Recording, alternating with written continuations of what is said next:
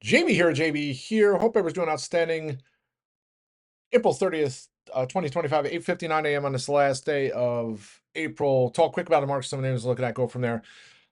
Futures tumbling this morning. S&P futures down about 1.28% and tumbling. I guess in the context of the moves we had over the last couple of weeks, really not tumbling, but uh, yeah, over the past six sessions, markets have closed higher. SP up another 6%, 0.6% yesterday. And then we had data this morning and GDP data, ADP, jobs number, and PC data, and all it was like a triple-headed monster this morning.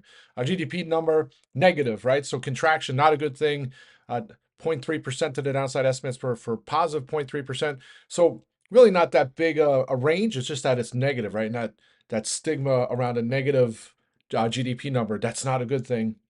Then you had PC data above expectations, so inflation. Although this is, we're in May next month. May's tomorrow, and this is data coming out from March. So a little backward looking there. And then the ADP report, which maybe points to a weaker than expected jobs report on Friday. So all three things not good, right? Also after the close yesterday, you had Supermicro coming out with reducing their guidance, so pre-announcing. But that I think was less about the economy and more about issues with the Honeywell and NVIDIA chips and things like that, and some old inventory. Uh, Also, Snap after the close yesterday, and Pinterest probably is more in relies to advertising, but sometimes some of these names, these outliers, have a miss, and since they're all monetized via the ads, it kind of rolls into some of these other names that are sensitive to the ads. So that didn't help things either. But hard to spin this morning's data anything but negative, right? I mean, if there was an opportunity now for the Bears to kind of take control, say, "Hell, we told you so." Well, U.S. economy's already in a recession. I mean, right now, we did have back-to-back negative quarters of GDP negative reads on GDP back in 2022, but that supposedly was not a recession, right? So I don't know how they're going to define it. But if we get another negative read coming next quarter, I would think the probability of next quarter being somewhat negative for now is higher than this quarter. So we still get two more revisions on the first quarter GDP, so it's possible it gets back into positive. But if not, not a good thing. So we'll have to see how this all plays out. To me now, it's almost like if you know POTUS, he's probably read the headlines already. He's probably already steaming, right? And I don't know how he's going to spin it. Maybe that the data's wrong. I don't know, but you would think, is this going to expedite some trade deals? Is this going to? He's going to put more pressure on Powell again? I don't know. You would have to think something's gonna happen, right? So if there's anything I wouldn't even call positive come out of it, but not negative, I mean, you would think that might expedite some things, right? But uh, all things considered, I mean, still here at 547 on the SPY. Those are key areas I'll be watching, 547 to 545. And then you got to go look, and it's like we were just at 535 on the SPY on Thursday. So only a couple sessions ago. I mean, wouldn't like to see us get back down there, but if definitely watching that area. And then, I'll just continue to be open to SQQQ calls as a hedge. I don't know if I'll grab some at the open, and we'll have to see how, if we find some support here. But it's like the markets have kind of churned through not churned, but we got through the shock of everything. And now it's like, okay, how's this all going to play out? So hopefully, I remain somewhat optimistic that we get some deals. Market finds some footing. We get some commentary from Meta and Microsoft after the close today, similar to what we heard from Coca-Cola, right? That tariffs are manageable. And then, we're kind of get out of this rut, right? But again, the longer this goes with no deals, the worse things are going to get. Also reports like so, and these continue to come out. Like Reuters had a little article this morning how China's contacting some companies to roll back to give some exemptions on tariffs. So like some tit for tat things. I'm sure there's more of that. And then as things go on, just hope there's a deal that happens. All right. So that's kind of overall market. So disappointing start today. Hopefully we find some buyers at some point. And it's not a complete bloodbath.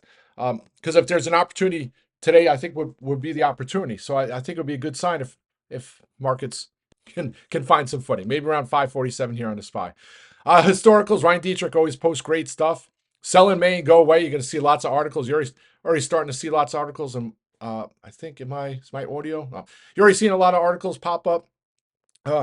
If you take a look, maybe it should be sell in June and go away. Typically, it's historically supposedly a historically rough time frame to start of May and through the summer, and I think it's September is the next time to come back. But you take a look, the last nine of the last 10 years of May have been in the green solidly with an average gain of nearly 1%. So 90% of the time it's been higher. Uh, Hopefully that trend continues. All right, so now just individual names and a couple trades yesterday in First Travel Zoo, which was actually looking great this morning in the pre-market before this little tumble. Name I talked about in November, December of last year, just great to me, under the radar. The story, it's one of the OGs in travel. I wouldn't even call it under the radar. As people look at it and say it's a dying brand, but it's not. They still have 30 million member users. 30 million users. They have no debt. They're cash flow positive, right? So every quarter they throw off free cash flow. This past quarter, 3 million. Mind you, it's only $100-something million company. They have $12 million in cash. They've been using that to actively buy back stock. They just bought back 500,000 more shares this past quarter.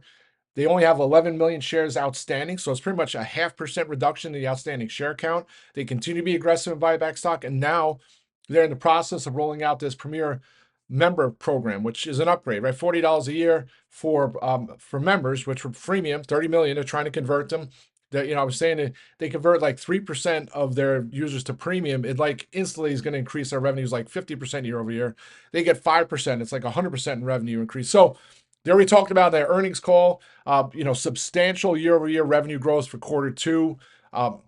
When they book the upgrades for the members, it's only like $1 for the current quarter, and then it gets played out over the next coming quarters as like deferred revenue.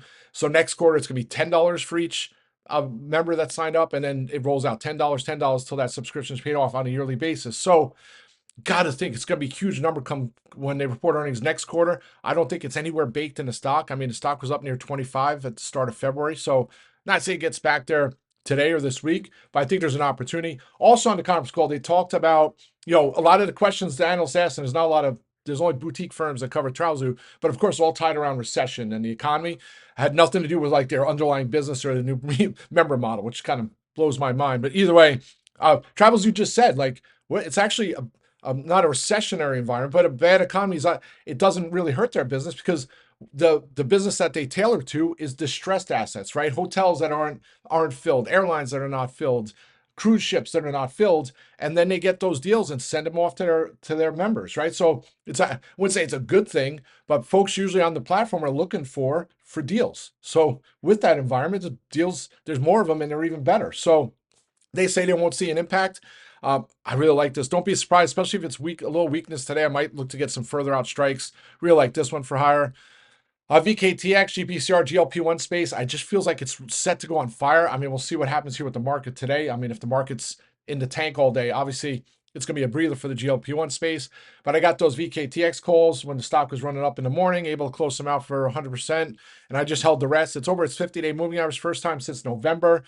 I think it's off to the races. And then, I keep talking about the probabilities of M&A. But, take it with a grain of salt. I've been talking about M&A in the GLP-1 space for over a year now, and nothing has happened.